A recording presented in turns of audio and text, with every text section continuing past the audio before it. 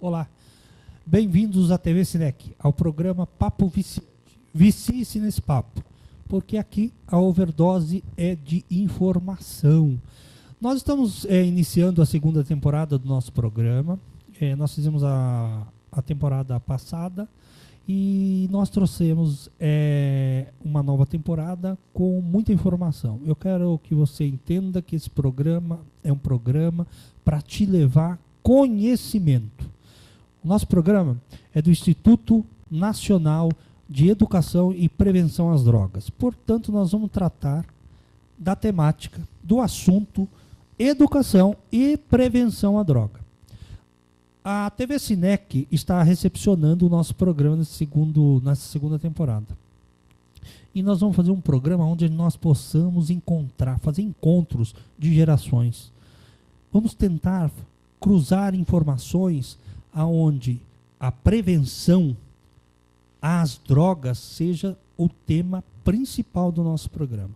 Nosso programa não é um programa político, mas nós não podemos deixar de falar política, não a partidária, mas a política pública, de gestão pública, a política envolvendo as questões de educação, saúde, enfim, que nós estamos no dia a dia.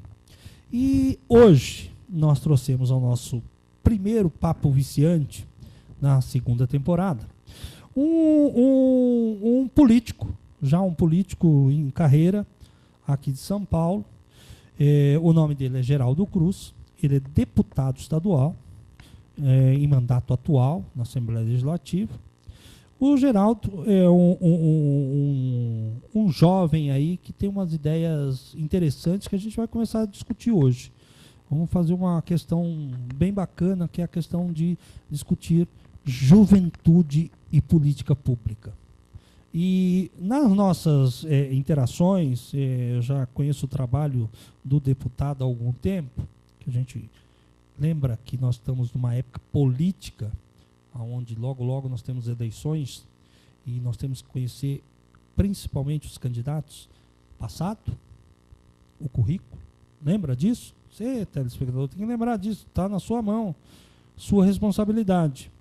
E nós vamos fazer o seguinte, nós vamos bater um papo hoje, no programa Papo Viciante, com o Geraldo Cruz, que é o nosso amigo que gentilmente atendeu o nosso convite para estar aqui numa sexta-feira, às 18 horas, ao vivo, por uma TV via web. Nós chegamos até Angola, nossa TV vai até Angola, os amigos e os irmãos de Angola, nosso abraço aí em Angola e os demais países que falam língua portuguesa. Geraldo Cruz, como vai você? Tudo bem?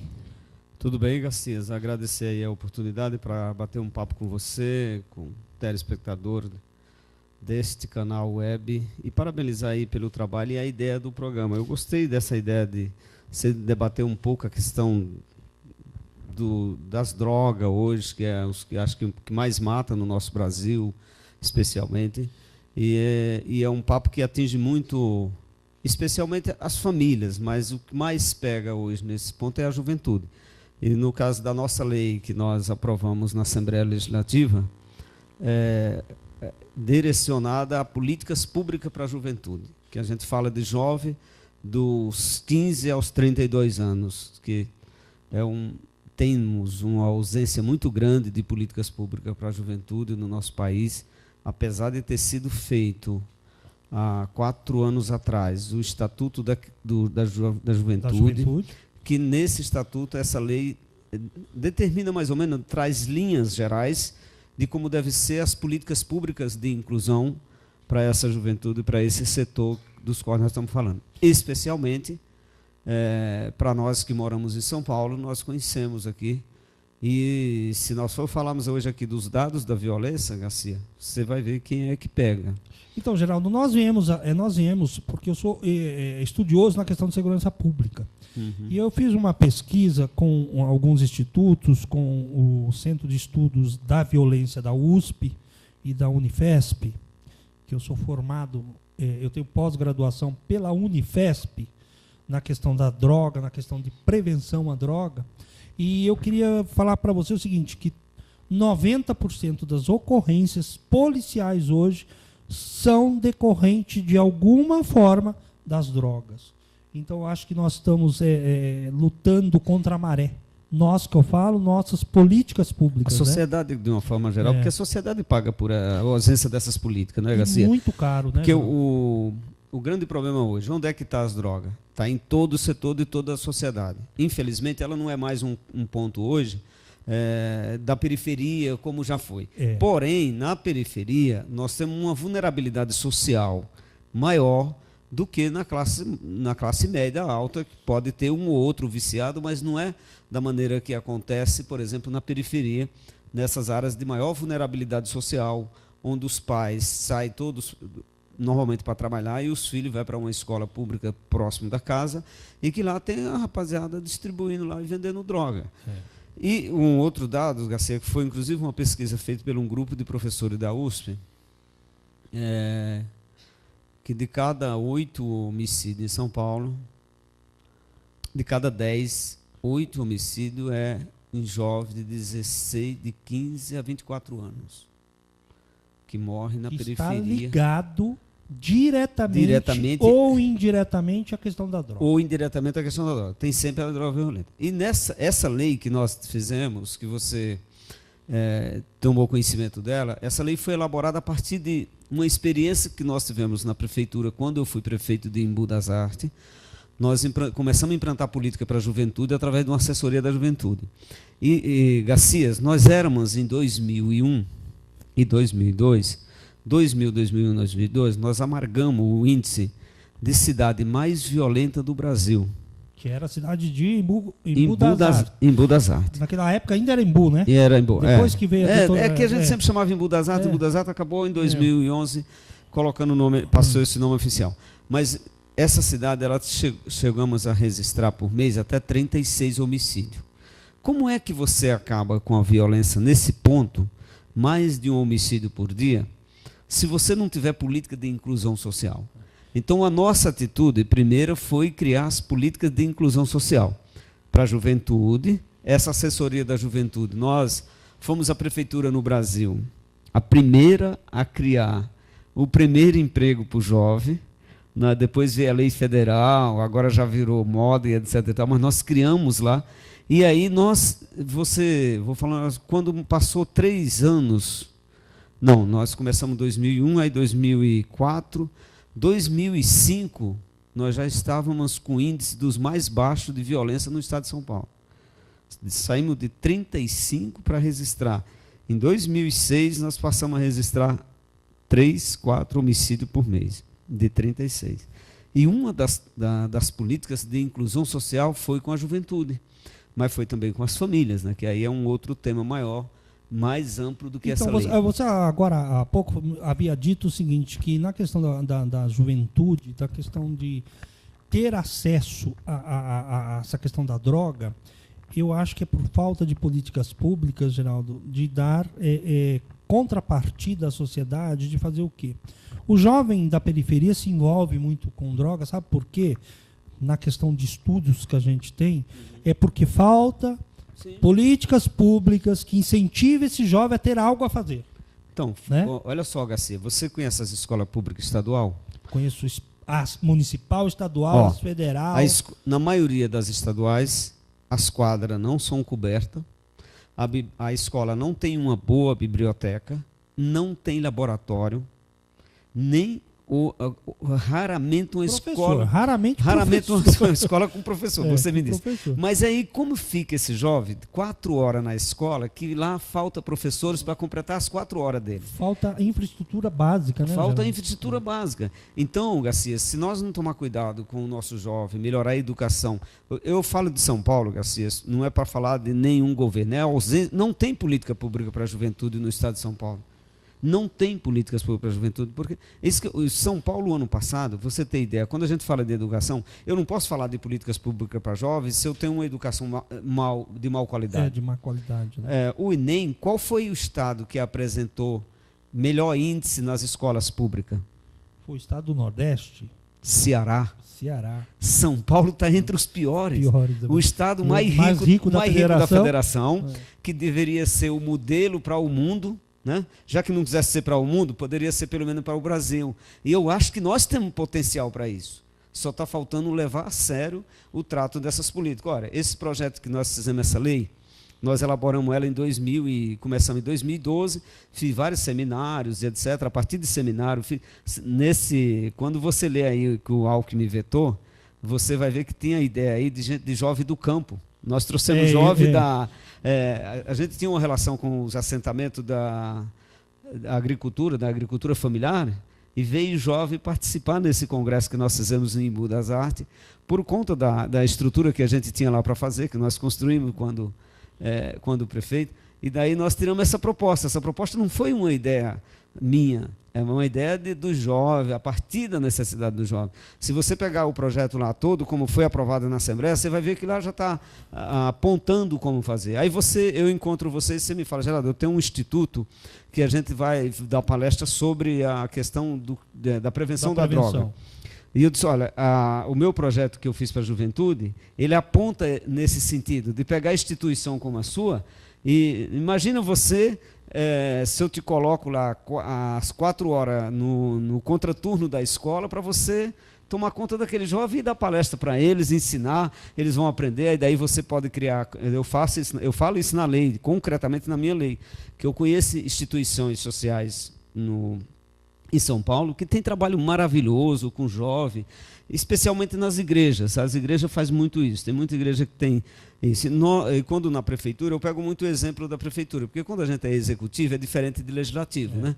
Legislativo eu faço as leis, no executivo eu cumpro as leis. Né? Faço também, mas eu cumpro. Então, nós buscamos muito parcerias através das entidades sociais. Por exemplo, a Igreja Católica tem uma entidade que se chama Caritas. Nós fizemos convênio com a Caritas para cuidar de jovem de rua, jovem regresso do sistema da antiga FEBEM, da Fundação Casa. Aliás, então, a Caritas da Igreja Católica é uma das instituições que ajuda muitas ONGs no país.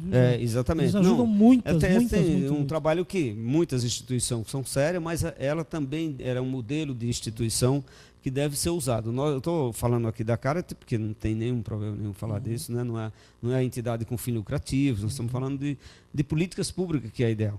Então, Garcia, só queria deixar claro aqui, nós não estamos falando aqui de panaceia. Não é uma lei inventada que caiu, é uma lei que foi debatida com quem foi estudada pela sociedade, saiu da sociedade. Saiu da sociedade. Não saiu tipo assim, hoje eu acordei, e aí eu vou falar disso. Não. E tem essa experiência pequena lá no Embu, que eu achei tão interessante, quando eu vou te contar essa experiência que aconteceu. Se a cidade era mais violenta e era pobre, não tinha muita alternativa. E quando nós criamos essa assessoria, eu chamei algumas empresas para dizer para eles, olha, pega esse jovem, que a gente assina um contrato com vocês, nós vamos pagar a condução para eles ir para o trabalho, e vocês pagam lá 4 horas para eles. Eu voltei depois, que terminou meu mandato na prefeitura, nenhuma das firmas, e eu lembro que ela tinha feito um contrato lá com 80 jovens, ela já tinha lá. Aí daí ele me mostrou, chegou lá e me apresentou, Geraldo, esse pessoal aqui que é homem hoje, rapaz, eles vieram aqui naquele programa que você fez de 16 anos, 80% deles estão aqui. Então, olha só o exemplo, estou falando dessa, mas foi outras mais que pegaram, não só foi aquela empresa que contratou jovem. Mas o que falta, Garcia, é a vontade política dos governantes para ir atrás, conversar na empresa. Puxa vida, chegar para falar aqui, pode ser aqui na TV, dizer, olha, você não precisa de um jovem que fica aqui meio período, eu vou te garantir que você não vai ter problema trabalhista com ele, que é o que garante hoje essa lei e o estatuto, e é assim que a gente vai tirar. Porque a vulnerabilidade social desse jovem, 4, 5 horas sozinho na rua, ele vai estar qualquer coisa. Aí a quadra não pode jogar porque não presta, chove mais dentro do que fora. Não tem a infraestrutura, não tem a rede na escola de botar na quadra. Não tem a bola. Não tem a bola. Muitos não têm a bola. Então, o que o jovem vai fazer? Como você disse, Garcia, uma boa parte das nossas escolas estaduais em São Paulo não tem professores de matemática no último ano do ensino médio. Nem de educação física. Não tem professor de educação física. Eles já estão querendo até tirar, né? Porque, aliás, nós estamos fazendo esse programa hoje. Eu acho que não serve para nada, né? Tipo nós estamos fazendo esse programa hoje, mas o Brasil hoje está passando por um processo de acabar com a educação de verdade. Porque se fala até outro dia, eu ouvi uma palestra de um candidato a presidente da República dizendo para tirar das universidades públicas a formação de você fazer uma pós, de fazer um doutorado, tenha que ser pago. Então, eu não sei como é que um cara quer desenvolver um país se não investe na educação. E não é só na educação superior, mas é desde a base à superior. Na base e na superior, porque se você faz a base e você não dá alternativa para ir, onde é então que eu vou? Lembrando que educação, você que está ouvindo, nos assistindo aí pela TV Cinec, que vai para todo o Brasil via internet, a rede mundial dos computadores, educação, quem dá é pai e mãe. A escola não te dá educação. Eu sempre falo isso. Eu gosto muito, Geraldo, de relembrar que quem tem a função de dar educação aos seus filhos é o pai e mãe. A escola tem que dar conhecimento técnico. Não venha você, papai e mamãe, responsabilizar a escola pública porque o seu filho não tem educação. Porque isso é uma questão sua. É você que tem que dar. Não é a escola pública.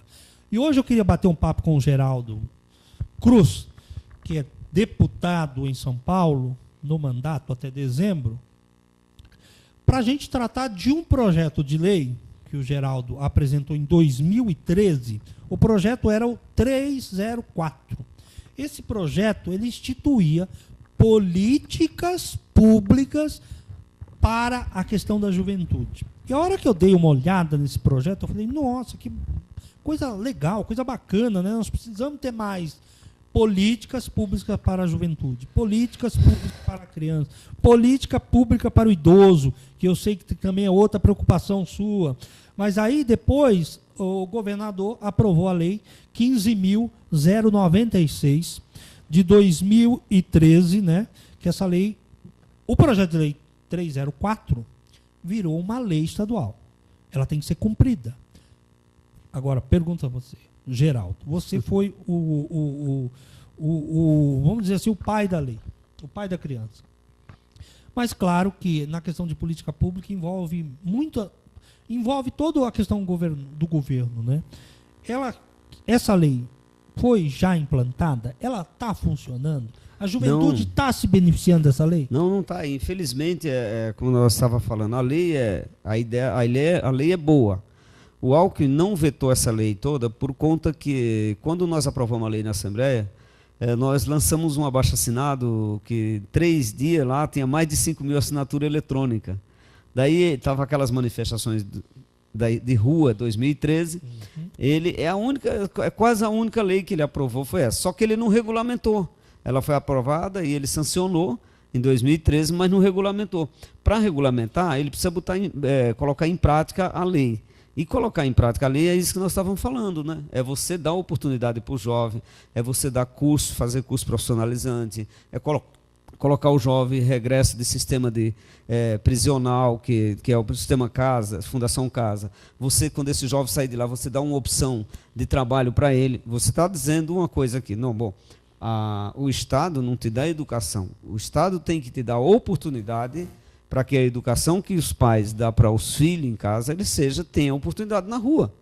Isso é uma coisa que tem que ser combinado, porque não basta você ter uma educação exemplar em casa pelos pais, que eu acho que a maioria tem, mas você precisa ter políticas que desenvolvam isso. Qual o papel do Estado? O papel do Estado é fazer isso, é criar as políticas públicas, não é dar. Nós não estamos falando de doação, nós não estamos falando de cesta básica, nós não estamos falando de Bolsa Família, nós estamos falando de oportunidade. E essa nossa lei, que nós fizemos através de seminário, como falamos, ela cria oportunidade para que o jovem não fique na vulnerabilidade que ele está hoje. Tá certo? E especialmente, ela é política para toda a juventude, de todas as classes sociais, tá bom? Mas, como a gente sabe que não dá para fazer para tudo de uma vez, a gente aponta na nossa proposta que ela deveria ter um olhar especial. Aí nós falamos, aquele jovem que está mais na área de vulnerabilidade social, mais visível. Qual que é? Você vai na periferia, é o que eu disse, os dados hoje da polícia, de qualquer estudo que você fizer, você vê que o jovem que morre em São Paulo, quem é? É jovem pobre e negro, de 16 a 24 anos. Então, nós não podemos ficar assistindo esse extermínio de ser humano e achar que isso é normal, ou achar que você vai combater isso só com a polícia.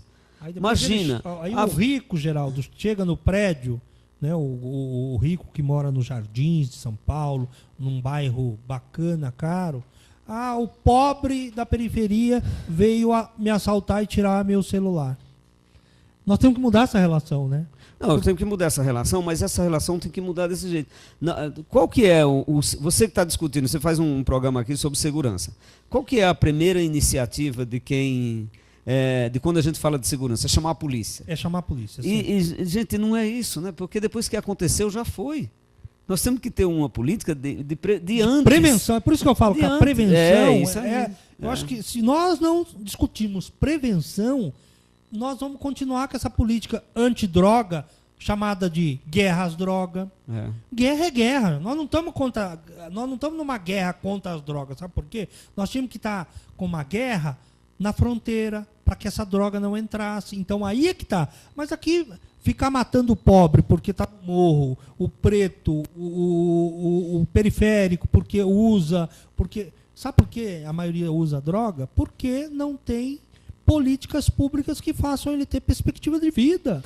Não, exatamente isso. É o tempo ansioso que você tem, que o Estado não te dá a condição, ou se você não quiser fazer isso, então, por exemplo, eu não estou convencido que a escola tempo integral é o melhor projeto. Eu não estou convencido disso, mas eu estou convencido que a escola com outros projetos sociais de formação profissional, escola com bons laboratórios, né? Você, por exemplo, eu estou falando de coisa, eu gosto de dar um exemplo aqui, por exemplo, parece que eu vou falar das coisas que eu fiz quando estava prefeito. Não, eu preciso mostrar que eu construí uma escola, que é a Escola Paulo Freire, lá no Imbu, no meio de uma favela. Todo mundo achava, nossa, Luca, aqui é um lixão, vou lá, fiz uma escola. Mas eu montei uma escola de verdade ali, com liberdade, com piscina, montei um laboratório de informática que dava inveja, e só quem usava não era só a comunidade escolar, é a comunidade do bairro. 6 anos que nós depois inauguramos a escola. Você passava lá em frente e não tinha uma pichação na escola. Então eu fiz aquilo ali para mostrar que é possível, que essa história de que o pobre não gosta das coisas boas, isso é papo furado. Que essa história que você não pode fazer coisa lá, e era aberta, e não é com muro não, e nem era cheia de grade. Nós proibimos as grades, por exemplo, a diretora tem que conversar com os pais numa mesa de igual para igual. Nós tiramos aquela história de grade na escola, e isso não é fácil, isso é difícil, porque tem resistência na comunidade administradora da escola, mas também tem resistência na própria comunidade que vê isso. Mas mostramos lá o exemplo de escola que não precisa ser fechada. Aí nós fizemos uma outra, se você for lá você vai ver. Aquela que você mostra lá que nós fizemos o seminário do Juventude. Também é aberta. E ninguém não rouba. É porque você precisa mostrar para a sociedade despertar na sociedade, que esse equipamento, Garcia, é dele, é nosso, é você que tem que cuidar. Mas não basta para mim te colocar para cuidar lá e outro ficar ganhando dinheiro. Eu vou te colocar para você cuidar, porque eu tenho aqui, ó, aqui tem um laboratório de informática, aqui tem uma quadra que você tem que estabelecer o horário que cada time joga, aqui tem uma piscina que não pode todo mundo usar, que é para criança ou para a terceira idade, e o pessoal respeita, o povo respeita. Essa coisa que você falou da educação, os pais dão a educação. O problema é que falta essas políticas públicas de inclusão social, de criar oportunidade. Aí se eu crio oportunidade para esse jovem, para você que é pai, ó, Garcia, teu filho pode fazer um curso lá na entidade tal, instituição tal. Beleza. E ele, esse jovem, vai fazer coisa errada, aí é a hora de chegar à polícia. Mas enquanto não der oportunidade, eu não posso dizer que ele não tem capacidade e nem posso dizer que essa pessoa não está interessada com as coisas. Eu preciso oferecer. Geraldo, nessa sua trajetória política, eu queria discutir com você algumas coisas. Eu vou pedir para a Andréia colocar para a gente pode acompanhar pelos monitores, a sua trajetória política. Eu queria falar a respeito de Geraldo Cruz, na primeira eleição, quando ele foi vereador, lá pela cidade de Embu das Artes. Essa foto ficou marcada na sua carreira política, Geraldo, porque você teve uma participação fundamental num episódio na cidade de Embu das Artes, onde 18 a 19 vereadores foram cassados, é isso? Foram afastados pela justiça. Nós éramos em 19 e 18 foram afastados.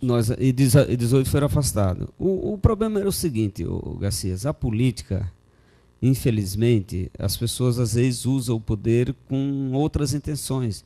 E tinha uma instituição no Brasil, que acho que ainda tem, que é a União Nacional dos Vereadores. E tinha a União Estadual dos Vereadores. Então eles faziam muitos congressos, 2, 3, 4 congressos por ano. Essa plenária que nós estamos passando não, aí? Aí foi daí foi que aconteceu isso, que nós denunciamos, e o afastamento foi por causa disso. Depois acabou os congressos de vereador, hoje não tem mais, não acontece mais nenhum no Brasil. Foi o Embu serviu como modelo para dizer que essa política não servia. Aí as outras que você estava mostrando, cadê? Vamos lá. Nós temos mais uma aqui. Essa aqui é uma foto que eu achei bem interessante. Essa é um discurso quando você foi eleito a... Lembra disso, Geraldo? Não, então, essa daí, na verdade, eu estava terminando o mandato e nós aprovamos várias vezes, Garcias, o orçamento participativo que eu criei em Embu das Artes. Teve uma época que eu não tinha a maioria da Câmara. Daí a gente aprovamos o orçamento em praça pública e depois mandamos para a Câmara, que era o orçamento participativo. E ali tem uma que eu acho que era do final do mandato de 2008, que a gente estava fazendo lá um encontro com o pessoal e alguma coisa assim. Essa próxima foto do deputado Geraldo Cruz é uma foto referente a um prêmio, que ele recebeu. É um prêmio... Esse é prefeito empreendedor do Sebrae, né? Eu ganhei o prêmio estadual pelo Sebrae, de prefeito empreendedor, em primeiro lugar, e depois ganhei o nacional. Aí o nacional não está passando aí, esse é o estadual. O nacional foi no outro, foi em Brasília que eu disputei comigo mesmo. Na verdade, assim, não comigo mesmo. Eu sou natural da Paraíba.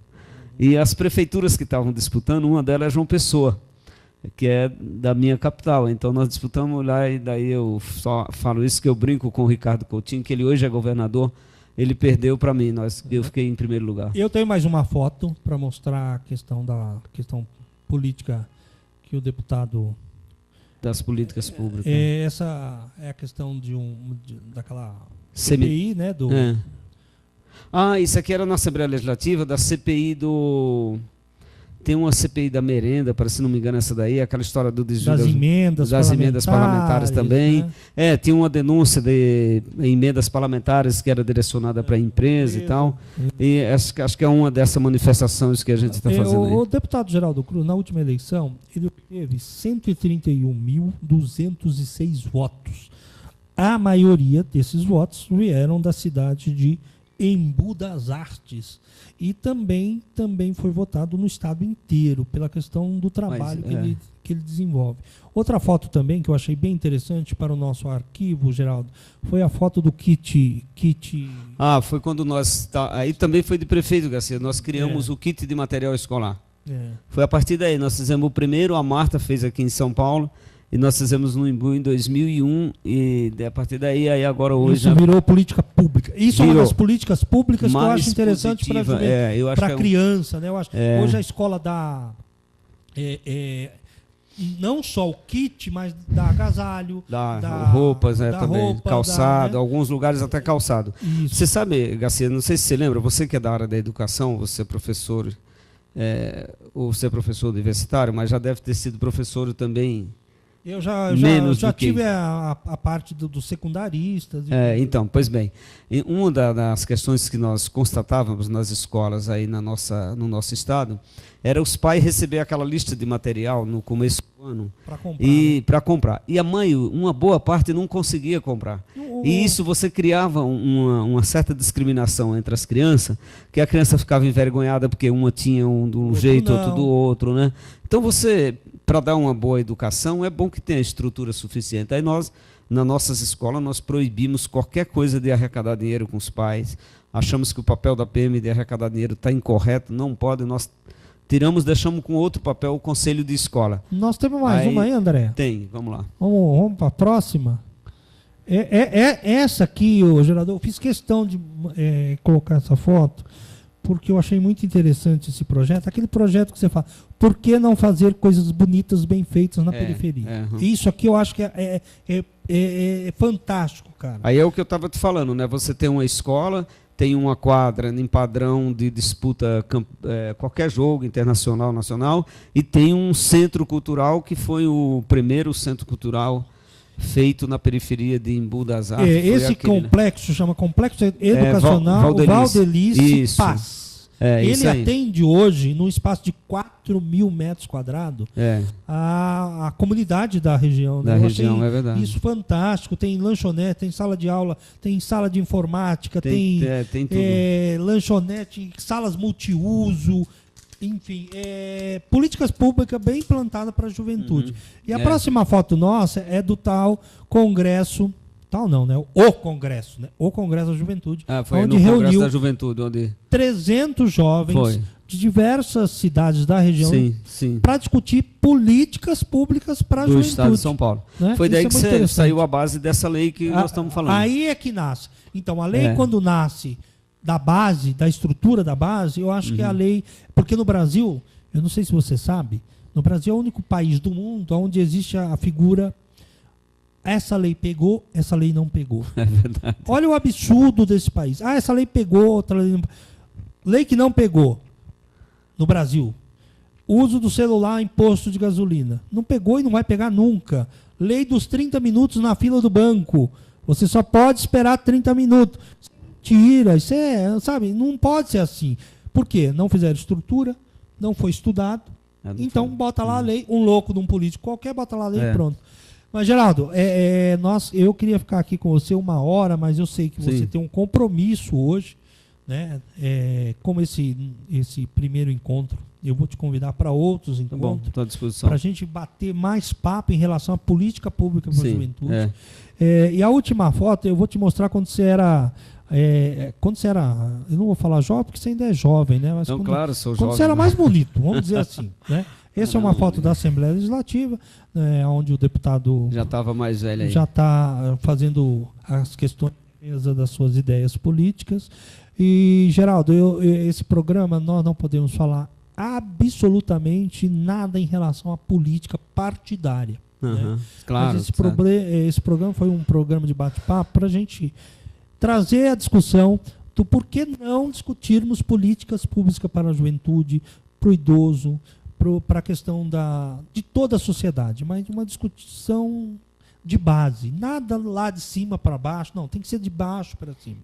E eu fiz questão de te convidar para esse primeiro programa, pela sua questão, pela carreira política, né? É um marceneiro, né? Um marceneiro que conquistou hoje e está aí brilhando na política brasileira. E com orgulho, né? Nós temos orgulho de tê-lo como político, porque hoje está difícil falar isso, hein? Está difícil. Infelizmente. Está difícil. Está difícil hoje falar, esse político vale a pena, aquele político não vale a pena, esse político vale a pena. Eu acho que a gente tem que cuidar mais da nossa política, é por isso que eu falo. Eu sei que você tem um show agora, né? Que você está louco para ir. Não, então, você só falando uma coisa para você sobre política, não é nem isso. Eu quero colocar o seguinte, ele tem um show, ele está nos trocando por um show aí. Zé Ramalho. Eu vou para reunião antes. Ele vai passar numa reunião aí, não vai nada, ele vai pro show, vai tomar banho, vai pro show, porque tá louco para ver Zé Ramalho, né? Que aliás faz bem, eu acho que isso também é política pública. A cultura também é política pública. Cultura, né? Não é verdade? Cultura é política pública.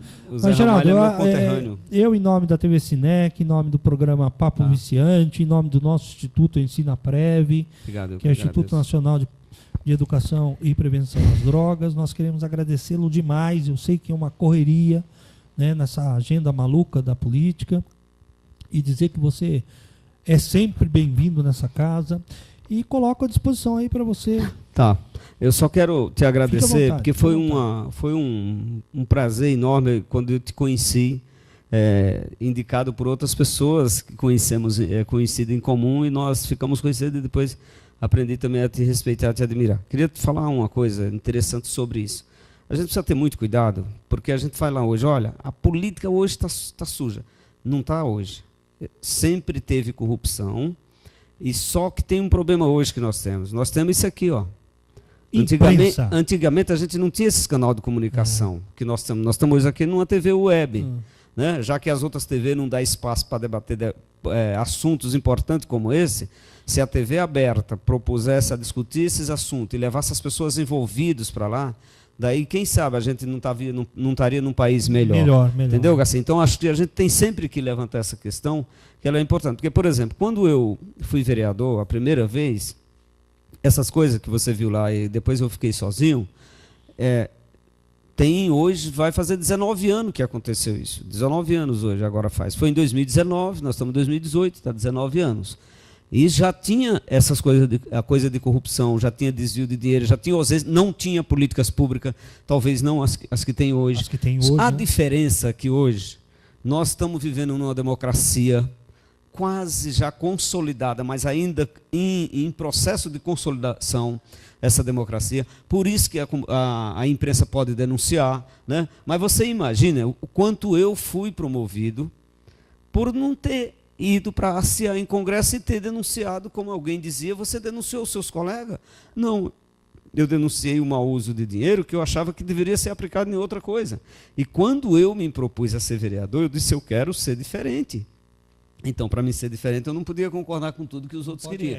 Então, eu só estou levantando esse ponto para dizer que tem gente boa na política, que não só sou eu, como tem gente boa na sociedade, como tem bons professores, como tem bons advogados, como tem maus advogados. Bons médicos, né? Tem maus médicos e tem bons médicos. Na política, infelizmente, tem muitos. Deveria não ter. Seria o lugar que alguém que se propõe a ser uma pessoa pública tem que ser exemplo, não pode ser dizer que é igual. Eu não tenho isso como é normal. Para mim não é normal. A gente precisa só, Garcias, que não acaba com corrupção de cima para baixo.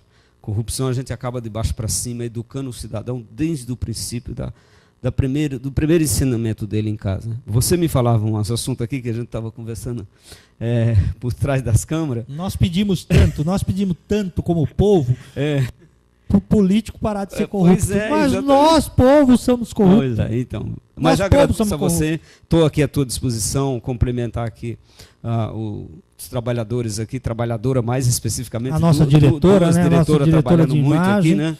E ela só fica no Zap lá, ó, ela só está no Zap, ó, querendo um ingresso pro... Sabe, tem um amigo que é defensor número 1 dessa questão desses meios de comunicações alternativas, que é o caso aqui. E ele tem razão, porque é aqui que você pode debater assunto como esse. Se você quiser discutir um outro, depois nós estamos com outros projetos lá na Assembleia, faço até um convite para você, ó.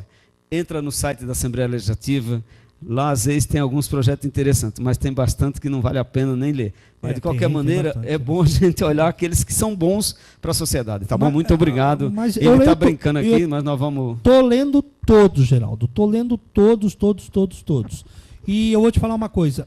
Eu não tenho medo de político nessas eleições. Eu tenho medo do povo.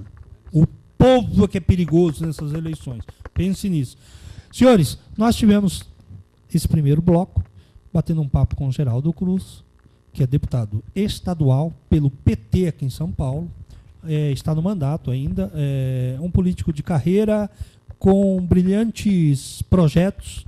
E se depender da gente, continuará aí para mais alguns anos, para outros projetos em relação às políticas públicas. Geraldo, agradecemos a você, muito obrigado e até a próxima oportunidade. Voltamos já. Daqui a pouquinho estamos com você de volta aqui pela TV Cinec, no programa Papo Viciante. Vicie-se nesse papo, porque aqui a overdose é de informação.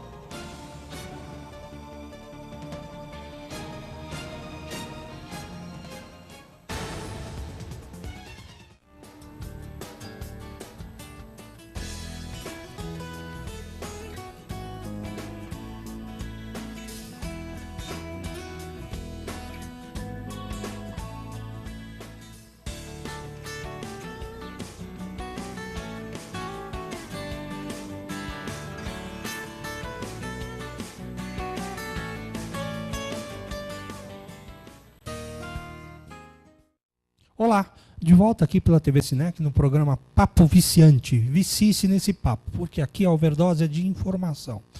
E eu queria falar com vocês, nesse segundo bloco do nosso programa, a respeito de uma questão que eu acho fundamental. Como o nosso programa tem tudo a ver com prevenção às drogas, eu queria trazer para vocês uma mensagem a respeito de um assunto fundamental hoje na questão de prevenção e também combate às drogas. A questão do crack. Vamos falar um pouquinho sobre crack? Vamos bater um papo sobre crack? Crack é uma das drogas mais pesadas disponíveis no mercado hoje. Por quê? O crack, na composição do crack hoje, ele é feito da base da cocaína, com umas misturas que vocês não têm noção do que se mistura no crack. Hoje o crack tem como principal ativo a questão da pasta básica de cocaína.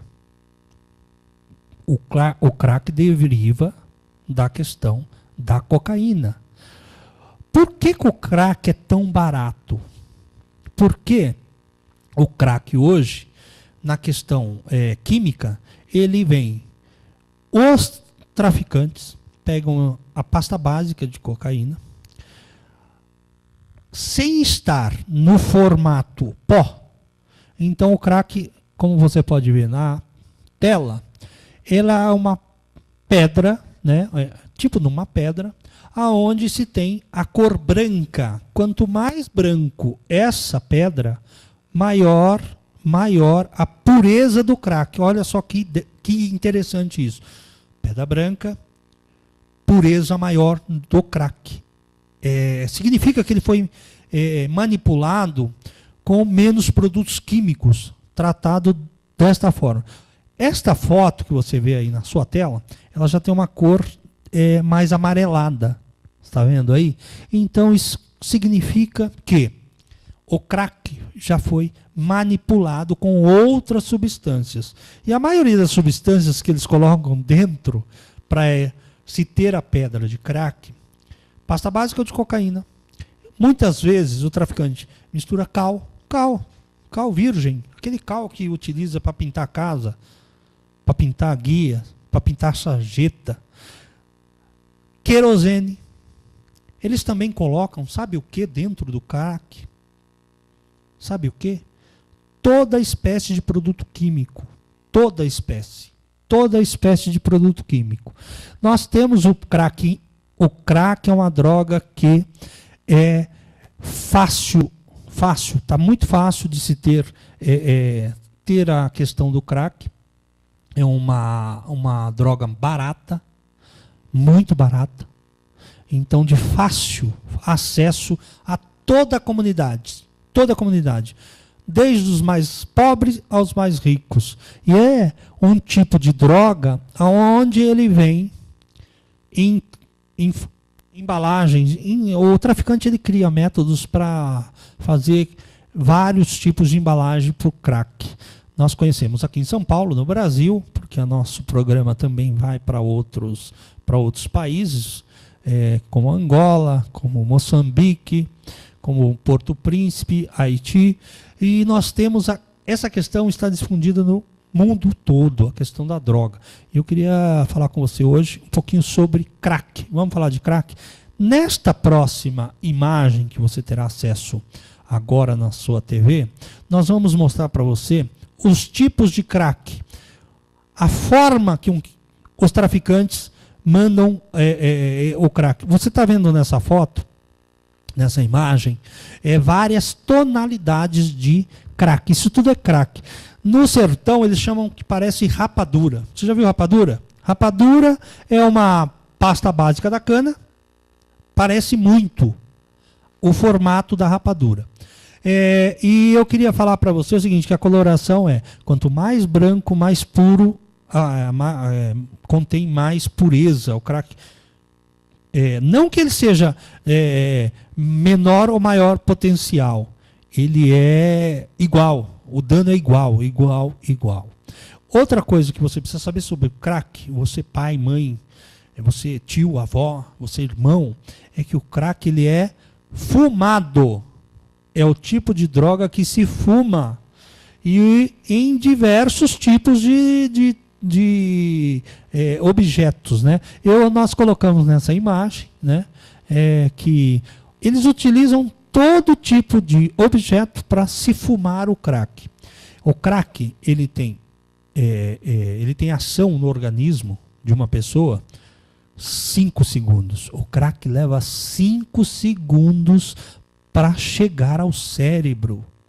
Você acredita que em 5 segundos o seu organismo já é modificado pela questão do consumo do crack, o qual é inalado, o qual essa pasta básica misturada com um monte de porcaria chega no cérebro.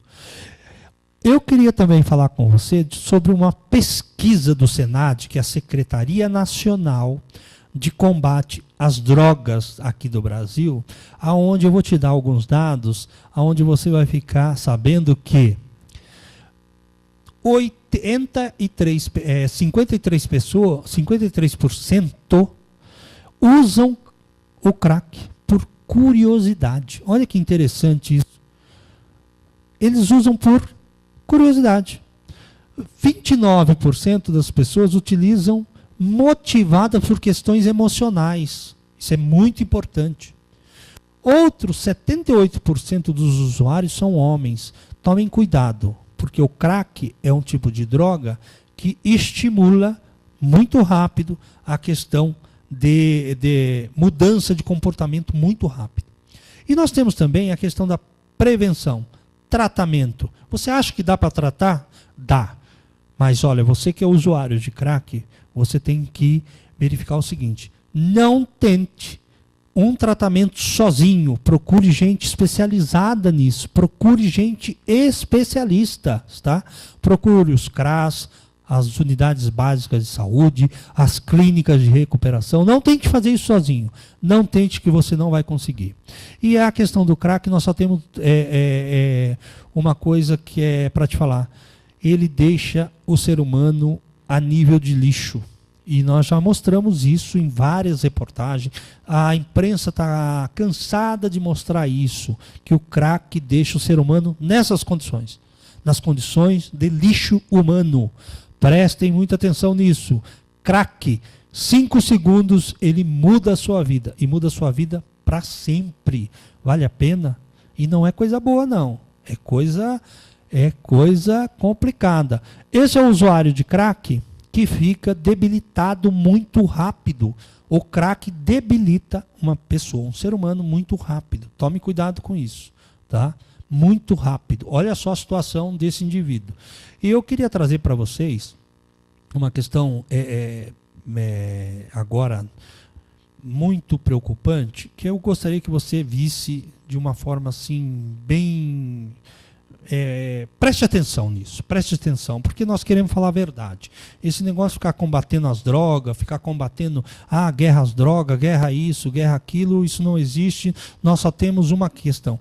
As imagens que nós vamos mostrar agora são imagens meio, digamos assim, perturbadoras, mas eu quero te mostrar o seguinte, que você só tem uma solução para você que faz uso do crack e não procura tratamento. E a solução é essa. Você só tem 2. Preste atenção nisso. Veja nas imagens. A imagem é essa. Você, usuário de crack, só tem... Olha só onde você vai parar. Isso é uma vala. Isso é uma vala. Onde 2 indivíduos estão morreram. A próxima é o seguinte. Nós mostramos para você o seguinte. Que a segunda opção do crack é, primeiro, morreu. Você morre. Você morre. Se você fazer uso disso continuamente, você morre. E a segunda opção, qual que é, senhores? Qual que é você? É a questão da cadeia. É a questão de você ser preso, porque a maioria dos usuários de crack acaba traficando para conseguir a pedra. E a outra questão que eu queria tratar com vocês é a seguinte. É uma questão que nós vamos tratar em todos os nossos programas, falar abertamente a respeito da prevenção de droga. Eu não quero te enganar. Eu não quero falar com você que nós estamos aqui passando um pano na peneira ou tampando o sol com a peneira. Não.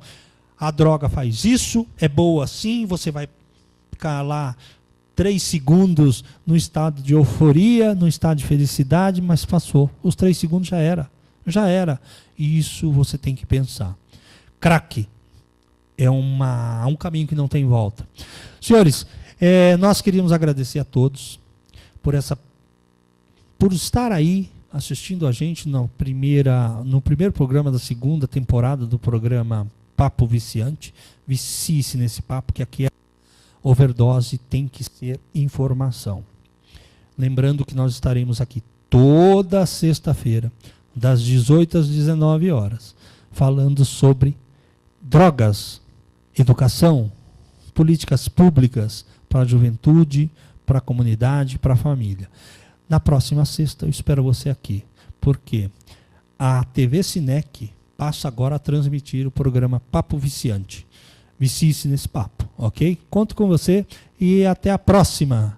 Nós temos mais a questão dos nossos patrocinadores, dos nossos colaboradores, que eu vou passar agora, antes de terminar o programa, né? E para dizer que nós temos muita gente ajudando a gente nessa questão desse programa. A primeira que nós temos a agradecer, os apoiadores do programa Papo Viciante, Vicie-se nesse papo, são as seguintes instituições e empresas. A Delta Security é uma empresa de segurança que faz a questão de câmeras. A Faculdade Fabrac, a Faculdade Brasileira de Ciências Humanas, lá em Santo André. O pessoal da Cred Bônus, do meu amigo Isauro, que também é dono da empresa. Gincard também, que é do mesmo grupo, que faz cartões de crédito, cartões, enfim, ele tem uma bandeira muito grande. A Clínica de Recuperação Filho Pródigo, que é o nosso parceiro, e o Grupo Tigre, que faz segurança e serviços privados. Com você, nosso muito obrigado e até a próxima, se Deus quiser.